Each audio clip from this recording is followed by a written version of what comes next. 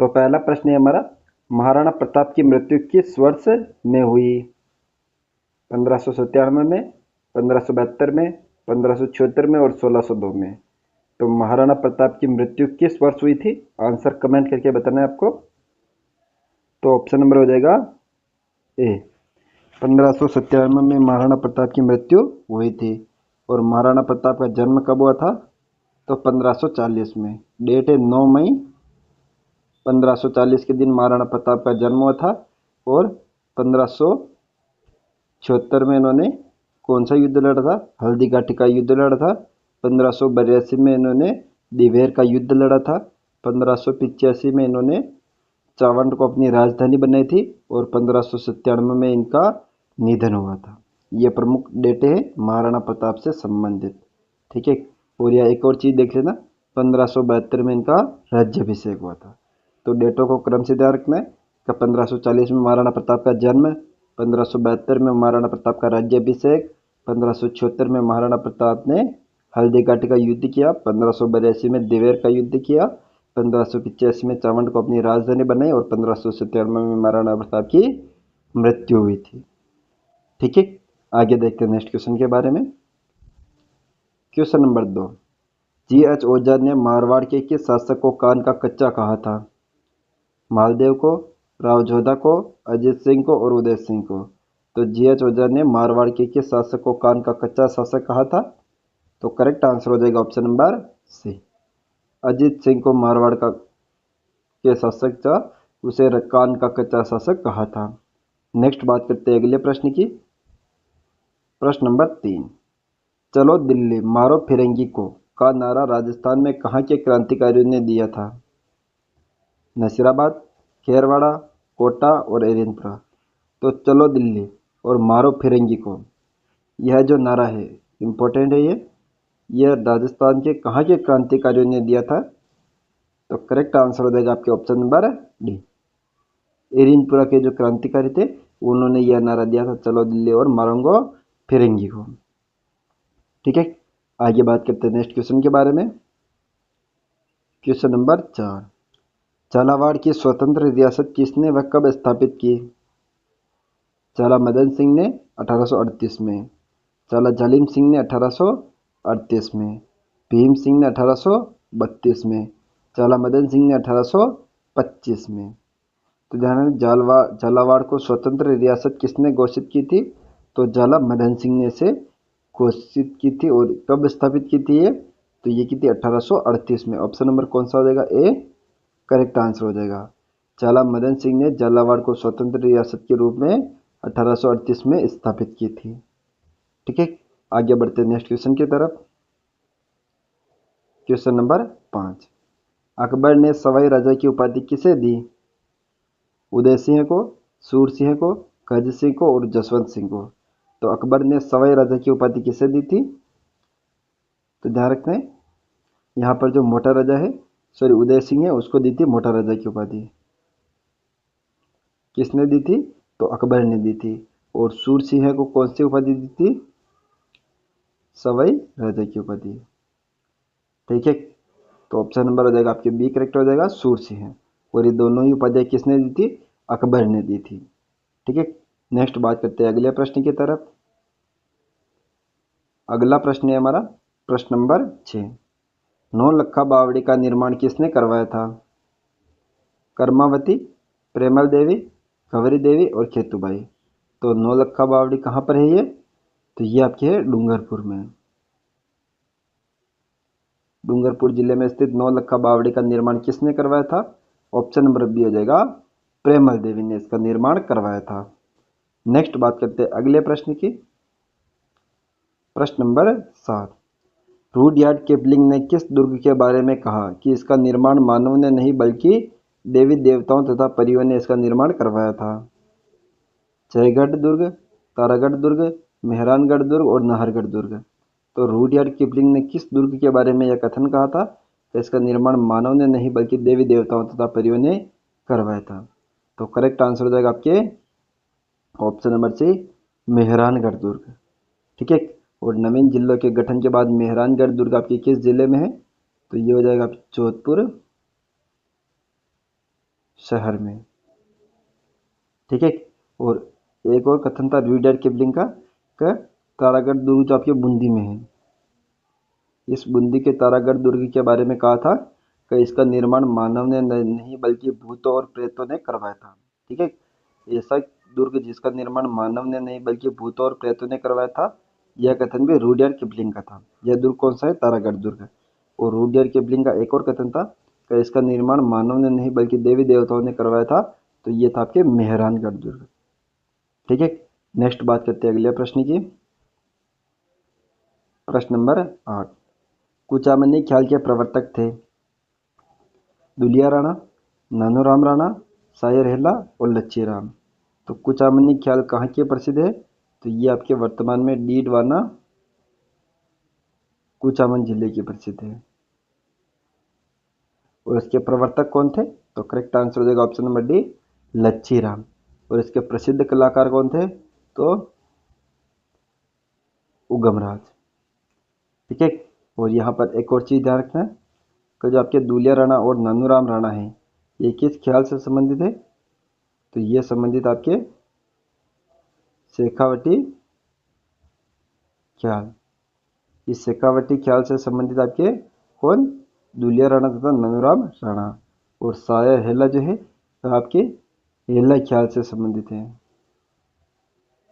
हेला ख्याल, शायर हेला। नेक्स्ट बात करते हैं अगला प्रश्न। प्रश्न नंबर 9। खजनी तोप, शंभू बाण तोप, किलकिला तोप किस दुर्ग में स्थित है? तारागढ़ दुर्ग, मेहरानगढ़ दुर्ग, जयगढ़ दुर्ग और खंडार दुर्ग। तो गजनी तोप, शंभू बाण तोप और किलकिला तोप, ये तीनों तोपें किस दुर्ग में स्थित है? तो करेक्ट आंसर हो जाएगा ऑप्शन नंबर बी, मेहरानगढ़ दुर्ग में स्थित ये तोपें हैं। ठीक है। और तारागढ़ दुर्ग जो बूंदी है, वहाँ की प्रसिद्ध तोप है के गर्भ कुंजन। ठीक है। जयगढ़ दुर्ग की कौन सी है तोप है? जय बाण तोप प्रसिद्ध है इस दुर्ग की। ठीक है। खंडार दुर्ग की कौन सी तोप है? तो शारदा तोप। ठीक है। नेक्स्ट बात करते हैं अगले प्रश्न की। प्रश्न नंबर 10। नानक बिल तथा देवीलाल गुज्जर का संबंध किस किसान आंदोलन से है? बिजोलिया किसान आंदोलन, बारड़ किसान आंदोलन, बेगू किसान आंदोलन और नीमूचना किसान आंदोलन। तो नानक बिल और देवीलाल गुज्जर, इन दोनों का संबंध किस किसान आंदोलन से है? करेक्ट आंसर हो जाएगा ऑप्शन नंबर बी, बारड़ किसान आंदोलन से। और बारड़ किसान आंदोलन आपके बूंदी जिले में हुआ था। और उसका नेतृत्व कौन था? पंडित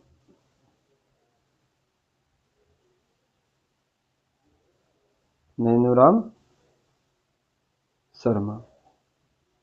ठीक है।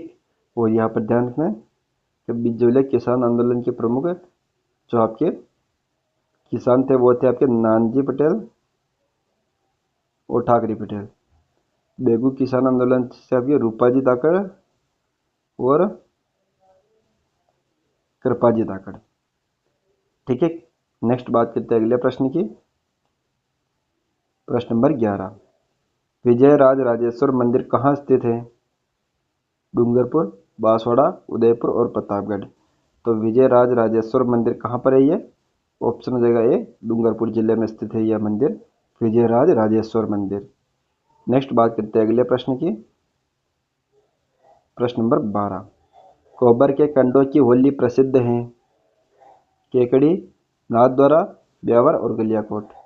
तो गोबर के कंडों की होली कहाँ की प्रसिद्ध है?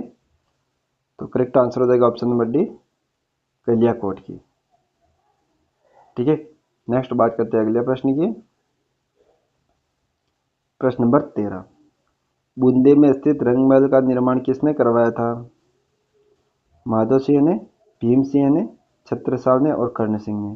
तो प्रसिद्ध रंगमहल किस जिले में? बूंदी जिले में है। और इसका निर्माण किसने करवाया था? ऑप्शन नंबर सी करेक्ट हो जाएगा, छत्रसाल या इसे शत्रुसाल भी कहते हैं। इसने निर्माण किया था बूंदी के रंग महलों का। ठीक है। नेक्स्ट बात करते हैं अगले प्रश्न की। प्रश्न नंबर 14। चक्रपाणि मिश्र दरबारी कवि थे? मालदेव के, अजीत सिंह के, राणा प्रताप के और राम सिंह के। तो चक्रपाणि मिश्र किसके दरबारी कवि थे? करेक्ट आंसर हो जाएगा option number C, Maharana Pratap के। ठीक है, और इनका प्रसिद्ध ग्रंथ कौन सा था? मुहूर्त माला। ठीक है, नेक्स्ट बात करते हैं अगले प्रश्न की। प्रश्न नंबर 15, खेतड़ी के महल का निर्माण किसने करवाया? अजीत सिंह, भोपाल सिंह, राम सिंह और समर सिंह। तो खेतड़ी के महल किस जिले में है? तो सबसे पहले ध्यान रखना ये आपके नीम का थाना जिले में है। इसका निर्माण किसने करवाया था? तो ऑप्शन नंबर हो जाएगा बी, भोपाल सिंह ने से इसका निर्माण करवाया था। तो इसका उपनाम क्या है? शेखावटी का हवा महल।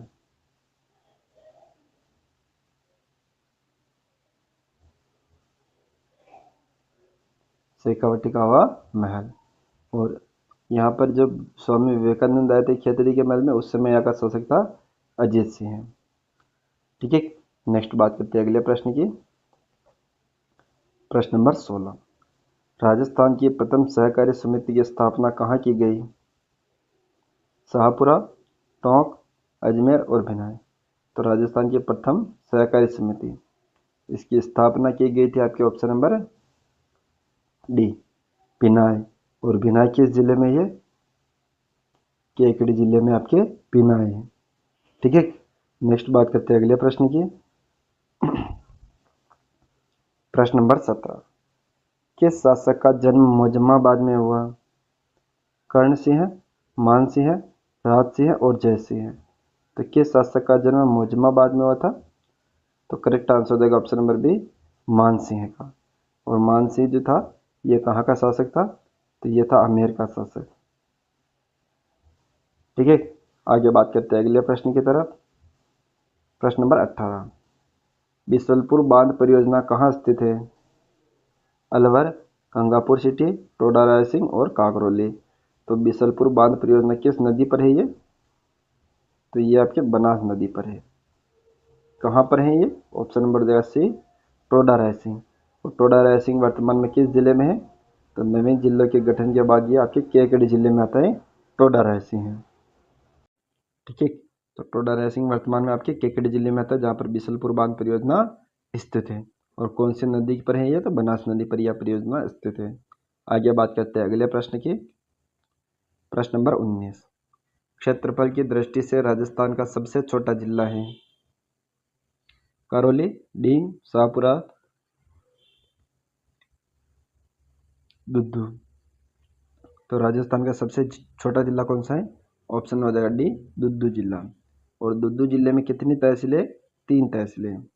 एक तो आपके दुद्दू है, दूसरी है फागी, तीसरी है मोजम्माबाद। और मोजम्माबाद में मान सिंह का जन्म हुआ था। ठीक है, और राजस्थान का एकमात्र जिला जो ग्राम पंचायत से सीधा जिला बना है तो वो आपके दुद्दू जिला। पहले केवल एक ग्राम पंचायत था, जो वर्तमान में नया जिला बन गया है। आगे बात करते हैं अगले प्रश्न की।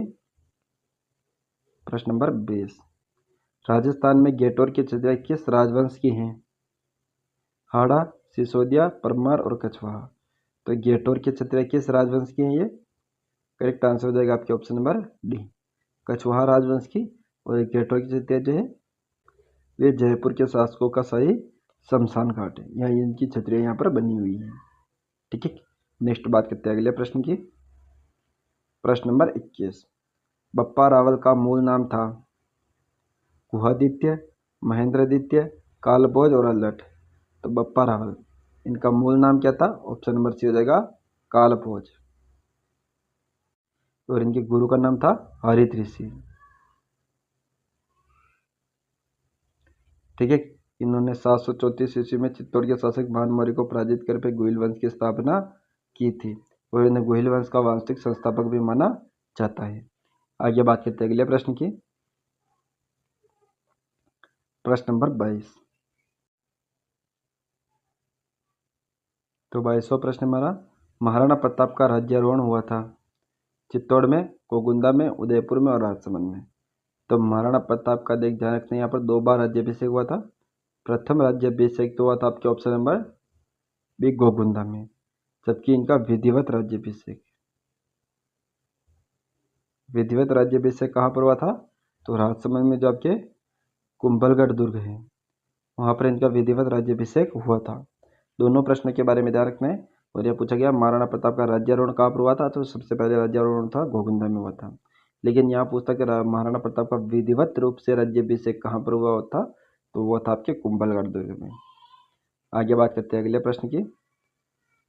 प्रश्न नंबर 23, विज्ञान के क्षेत्र में किस शासक का योगदान उल्लेखनीय माना जाता है? मिर्जा राजा जयसिंह, सवाई जयसिंह, महाराणा कुंभा और महाराजा गंगा सिंह। तो विज्ञान के क्षेत्र में किस शासक का योगदान उल्लेखनीय है? तो करेक्ट आंसर हो जाएगा option number B, Sawai Jai Singh जो है उसका योगदान विज्ञान के क्षेत्र में उल्लेखनीय है। ठीक है, क्योंकि इन्होंने ग्रह नक्षत्रों की जानकारी के आधार पर 1727 में जयपुर शहर की स्थापना की थी। 1725 में चिज महमूद शाही की स्थापना की थी। ठीक है, नेक्स्ट बात करते हैं अगले प्रश्न की। प्रश्न नंबर 24, नाथद्वारा में श्रीनाथ जी की मूर्ति को किसने प्रतिष्ठित कराया था? महाराणा राज सिंह ने, महाराणा प्रताप ने, महाराणा सांगा ने और महाराणा कुंभा ने। तो नाथद्वारा में जो श्रीनाथ जी की मूर्ति है उसको किसने प्रतिष्ठित करवाया था? करेक्ट आंसर हो जाएगा ऑप्शन नंबर ए, महाराजा राज सिंह ने। नेक्स्ट बात करते हैं अगले प्रश्न की। प्रश्न नंबर 25, राज्य का सबसे ऊंचा पठार है? लसाड़िया का पठार, ऊपरमाल का पठार, उड़िया का पठार और मेसा का पठार। तो राज्य का सबसे ऊंचा पठार कौन सा है? ऑप्शन नंबर सी हो जाएगा उड़िया का पठार। ठीक है, और ये आपके सिरोही जिले में है। और यहाँ पर ध्यान रखें तो लसाड़िया का पठार आपके सलूम्बर जिले में है। ठीक है, तो दोस्तों आज की क्लास को यहीं पर समाप्त करते हैं। नेक्स्ट मिलते हैं इसी प्रकार की बेहतरीन क्लास के साथ। इससे पहले अगर आप वीडियो पढ़ने हो तो वीडियो को लाइक और चैनल को सब्सक्राइब जरूर करें। Thank you. जय हिंद, जय भारत।